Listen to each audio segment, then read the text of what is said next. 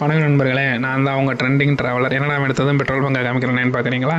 ஆமாங்க, காருக்கு இப்போ நம்ம டேங்க் ஃபில் பண்ணிவிட்டு சென்னைக்கு தான் போகிறோம். சென்னைக்கு ஏன் போகிறோன்றதை அடுத்த ஷார்ட்ஸில் பார்த்து நீங்களே தெரிஞ்சுக்கோங்க. இப்போ காருக்கு டேங்க் ஃபில் பண்ணிட்டு மதுரை ஹைவேஸில் ஏறியாச்சு. நம்ம மதுரை ஹைவேஸ் வழியாக போகும்போது எல்லகர் இருப்பாப்பில், அவரை பார்த்து ஒரு வேண்டுதலை போட்டுட்டு சதுரகாயை போட்டுட்டு பயணத்தை தொடங்கினோம்னா அந்த பயணம் சிறப்பாக இருக்கும். நீங்களும் பயணம் பண்ணும்போது சாமி கும்பிடுவேன்றதை கமெண்ட்டில் சொல்லுங்கள்.